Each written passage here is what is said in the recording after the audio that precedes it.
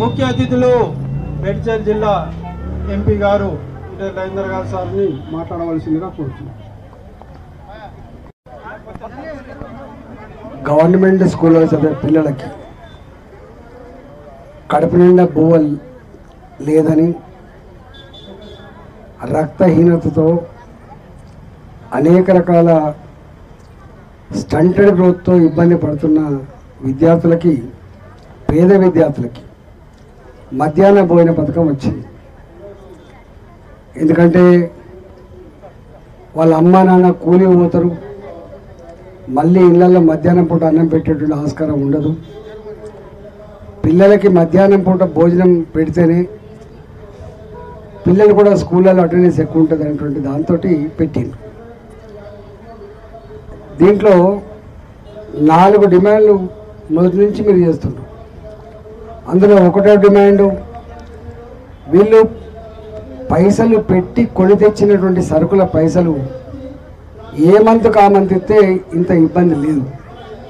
4 నెలలకోసారి 6 నెలలకోసారి గ్రాంట్లు వచ్చినప్పుడు మాత్రమే ఇచ్చే దరిద్ర పద్ధతి ఏదైతుందో, అసలే వీళ్ళు గరీబోళ్ళుకి 2000కు 3000కు గవర్నమెంట్ స్కూళ్ళల్లో వంటలు వండే వాళ్ళు ఎవరు ఉంటారంటే వాళ్ళు గరీబోళ్ళు ఉంటారు. వాళ్ళ గరీబ్ పిల్లలకి ఈ గరీబోళ్ళు నెల నెల అక్కడిక్కడ అప్పు తెచ్చి ఉదయం తెచ్చి ఇలా భోజనం పెడితే ఆ భోజన పైసలు 4 నెలలకోసారి 6 నెలలకోసారి ఇస్తున్నారు. ఇది మంచి పద్ధతి కాదు. ఏ నెలకు ఆ నెలకే ఈ డబ్బులు చెల్లించాలనే డిమాండ్ మొట్టమొదటి డిమాండ్. దానికి సంపూర్ణంగా మద్దతు ఇస్తున్నారు నాలంటోళ్ళు. రెండోది ఏంటిది, మీరు ఇచ్చే 4 రూపాయల చిల్లర పైసలు 6 రూపాయల చిల్లర పైసలు ఇవి అసలు పెట్టే ఉద్దేశం ఏంటిది, మంచి బో పెడితే కొంచెం మంచి మినరల్స్ మంచి న్యూట్రిషన్ ఫుడ్ అని చెప్తుంటారు. నీళ్ళ చారు గదే బువ్వ తప్ప ఇంకోటి లేదు. ఆ గుడ్డు ఇస్తున్నారు, మీరు పాలిస్తా అంటున్నారు. ఇవాళ మీరు ఇచ్చే ఆ గుడ్డుకు ఇచ్చే పైసలు ఇవాళ 5 రూపాయల 50 పైసలు 6 రూపాయలు ఉండదు. యావరేజ్ 6 రూపాయలు దాటిపోయింది. ఇవాళ 7 రూపాయలు ఉందట. ఇవాళ వాళ్ళు అడుగుతున్నది ఏంటంటే, ఏ ధరలు అయితే పెరిగినాయో, పాల ధర కావచ్చు, ఇవాళ గుడ్డు ధర కావచ్చు, కూరగాయల ధరలు పెరుగుతూ ఉన్నాయి, అన్నిటి ధరలు పెరుగుతున్నాయి. పెరిగిన ధరలకు అనుగుణంగా మీరు పైసలు ఇవ్వాలని చెప్పి రెండో డిమాండ్. ఒకవైపు పిల్లలేమో చాలా గొప్పగా ఉండాలి కానీ గుమ్మిల వడ్లు ఉడవద్దు అన్నట్టుగా నువ్వు అసలే గరీబోళ్ళకు పెట్టేటువంటి ఈ భోజన ఖర్చులు ఏవైతున్నాయో గిన్నెల దండి కొట్టుడు, గిన్నెల ఇవ్వకుండా ఉండడం అనేది అత్యంత దుర్మార్గమైంది. అంటే పేదల పట్ల వీళ్ళకున్న భావన ఏందో దాన్ని బట్టి అర్థమవుతుంది. కాబట్టి పెరిగిన ధరలకు అనుగుణంగా ఎప్పటికప్పుడు గుడ్ల ధర కానీ పాల ధర కానీ చెల్లించాలని చెప్పి రెండో డిమాండ్. దానికి కూడా మద్దతు ఇస్తున్నారు. 2. మూడవది, మొన్న ఎన్నికలప్పుడు కాంగ్రెస్ పార్టీ ఇదే రేవంత్ రెడ్డిగా హామీ ఇచ్చింది. 400 మీరు ఒక్కటే కాదు, 6 గ్యారంటీలు 66 హామీలు 420 రకాల పనులు గుర్తుపెట్టుకోండి. అలా మీది ఒకటి ఉన్నది. ఏమన్నారు, ఈ 3000 రూపాయలు ఏం విషాది, డబ్బులకేం కొరత లేదు, ఈ పేదలకు ఇచ్చే దాంట్లో చేతులు రావట్లేదు, కేసీఆర్కు మేము ఇస్తామని చెప్పిండ్రు. అది 3000 రూపాయల జాగాలో 10,000 రూపాయలు, అంతేనా? 10,000 రూపాయలు ఇస్తారు. ఇప్పుడు మామూలుగా కళ రాలేదు. మామూలు అడుగుతున్నారు ఎవరిని పడితే వాళ్ళని. పాపం ఎవరికైనా దయ తలవకపోతుందా, దయ రాకపోతుందా, మాకేమైనా జీతాలు పెరిగిపోతాయని చెప్పి అడుగుడు సహజం. కానీ మీరే మేనిఫెస్టో అంటే ఏంటిది, ఎన్నికల ముందు ఇచ్చే మేనిఫెస్టో అంటే వీళ్ళు అధికారానికి వస్తే ఈ పని చేస్తారట అని చెప్పి ఒక విశ్వాసం, నమ్మకంతో ఓటేస్తాం. ఇవాళ 8 నెలలు గడిచిపోయాయి.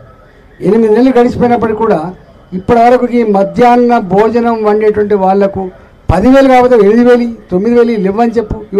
ఒక ఏడాది తర్వాత గింతిస్తా, ఇంకో ఏడాది తర్వాత గింతిస్తా అని చెప్పు. కానీ ఒడ్డెక్కదాకా ఓడమల్లప్ప, ఒడ్డెక్కినాక బోడమల్లప్పలాగా మళ్ళీ ఒకనాడు కలిసేది లేదు, పిలిచేది లేదు, ఇచ్చేది కూడా లేదు. అంటే మనకు అర్థం కావాలి, అంటే వీళ్ళు ఎట్లా ఉంటారు అనే దానికి మనకు అర్థం కావాలి. మాటలు కోటలు తగ్గి ఒక్కటి ఉంది హామీ, ప్రతి ఆడబిడ్డకి 2,500 రూపాయలు ఇస్తా అని చెప్పిండా? ఇచ్చిందా? 2,000 పెన్షన్ ఏం కర్మ, 4,000 ఇస్తా అని చెప్పి ఇచ్చిందా? 4,000 ఉన్న వాళ్ళకు 6,000 ఇస్తా అని చెప్పి ఇచ్చిందా? ఎన్ని హామీలో కూలీ చేసుకొని రెక్కల కష్టం మీద బతికే వాళ్ళకు కూడా, రైతులకు ఎట్లయితే ఎకరానికి 15,000 రూపాయలు ఇస్తున్నామో వీళ్ళకు కూడా 1,000 రూపాయలు ఇస్తామని చెప్పిండు. వీళ్ళకు కూడా నెలకు 1,000 రూపాయలు చెప్పిన సంవత్సరం 12,000 రూపాయలు ఇస్తా అని చెప్పి. ఇక ఆడబిడ్డలకైతే అంతే లేదు. ఇక ఆడపిల్లకు చదువుకునే ఆమెకు స్కూటీ కొనిస్తా, తర్వాత ఒక లక్ష రూపాయల కరమేంది, కళ్యాణ లక్ష్మి తులం బంగారం ఇస్తా, ఇన్ని రకాల ఇవన్నీ గంగలవోని నువ్వు అవన్నీ ఇస్తావయ్యో. కానీ కష్టం చేస్తున్నటువంటి వాళ్ళు పేద పిల్లలకు వండి పెడుతున్న వాళ్ళు 20 ఏళ్ళుగా 25 ఏళ్ళుగా చేస్తున్న వాళ్ళకు ఇవ్వడానికి నీకు ఎందుకు చేతులు రావలేదని చెప్పి ఇలా ధర్నా చేస్తుండ్రో ప్రభుత్వం వెంటనే ఆలోచన చేసి ఈ పేదల్లో ఉసురు పోసుకోకుండా, మీరు ఉన్నోళ్ళనంటే మోసం చేసినప్పుడు అర్థం ఉంది, కానీ అసలే పేదోళ్ళు కావాలి మోసం చేస్తే వాళ్ళు శాపనార్థాలు పెడతారు, రేపు ఊళ్ళకు రానియరు. అందుకనే ప్రభుత్వం ఇవాళ నీకు లేక అధికారం ఇచ్చింది కాంగ్రెస్ పార్టీ. 10 ఏళ్ళ కేసీఆర్ తర్వాత వీళ్ళకి అధికారం ఇచ్చింది కాబట్టి ఇలాంటి ఆయన కనీసం ఇవన్నీ పెద్ద 1000 కోట్లేం కావు, వీళ్ళకి ఇచ్చే డబ్బులు 1000 కోట్లేం కావు, వెంటనే ఇవ్వాలని చెప్పి డిమాండ్ చేస్తాం. ఇంకోటి కేంద్ర ప్రభుత్వం వీళ్ళకైతే బాసల కోసమో దానికోసమో డబ్బులు ఇవ్వచ్చు, ఇచ్చింది. గా పైసలు నువ్వు అకౌంట్లు వేసుకొని ఇవ్వకపోతే ఇంతకంటే దుర్మార్గం ఏముంది? గీ పేదలు దొరికినా నీకు మోసం చేయడానికి, దగా చేయడానికి. ఇవాళ గా పైసలు తింటే నీకు ఏం మంచిగా అవుతుంది? ఈ 14 కోట్ల రూపాయలు ఏ కేంద్ర ప్రభుత్వం అయితే వాళ్ళకు బోన్ల కోసమో దానికోసం ఇచ్చిందో తక్షణమే ఇవ్వాలని డిమాండ్ కూడా నేను మద్దతు ఇస్తా ఉన్నా. ఇవాళ ఒక్కటి గుర్తుపెట్టుకోండి, మనం ఎంతమందిని చూస్తే అనేక మంది మన దగ్గరికి వస్తారు ఓటు కోసం, మాలంటోళ్ళు వస్తారు, అడుగుతారు. కానీ ఇచ్చిన మాట కట్టుబడేవాడేవాడు, ఇచ్చిన మాట తప్పేటోడేవాడో మీకు తెలుసు. అయినా అప్పుడప్పుడు బోర్ల పడుతూ ఉంటాం. ఏది ఏమైనప్పటికీ కూడా ఇవాళ మోసగించిండని చెప్పి వాళ్ళు అనుకుండొచ్చు, కానీ ఎంతకాలం మోసగిస్తాను? మళ్ళీ మా దగ్గర రావా? ఎక్కడ పోతాను? ఇలా రాజరికం కాదు ఇది. నీకు 10 ఏళ్ళకో 20 ఏళ్ళకో అధికారం ఇవ్వలేదు, మళ్ళీ ఇస్తే 2028 వరకే మళ్ళీ అధికారం మీకు ఇచ్చిండ్రు. ఒకవేళ కనుక ఇవాళ నువ్వు మోసం చేస్తే తప్పకుండా ప్రజాక్షేత్రం మళ్ళీ వస్తావు, దండం పెడతాం, అప్పుడు మా సంగతి ఏందో చూపిస్తాం. కానీ ఇప్పుడైతే ఇచ్చిన మాట ప్రకారంగా ఈ 10,000 రూపాయలు ఇస్తావా, 2,000 తక్కువ ఇస్తావా, 3,000 తక్కువ ఇస్తావా, వెంటనే చెల్లించాలని చెప్పి డిమాండ్ చేస్తా ఉన్నా. ఎప్పటికప్పుడు నెల ఈ బిల్లులు పే చేయాలని చెప్పి డిమాండ్ చేస్తున్నా. గుడ్డు ధర ఎట్లా పెరిగితే ఆ డబ్బులు ఇవ్వాలని చెప్పి డిమాండ్ చేస్తున్నా. కేంద్ర ప్రభుత్వం ఇచ్చిన బోల బొక్కల పైసలు కూడా వెంటనే ఇవ్వాలని చెప్పి డిమాండ్ చేస్తూ ఇలా మీ అందరి సంఘీభావం చేస్తూ సెలవు తీసుకుంటున్నాను. అన్నగారికి చాలా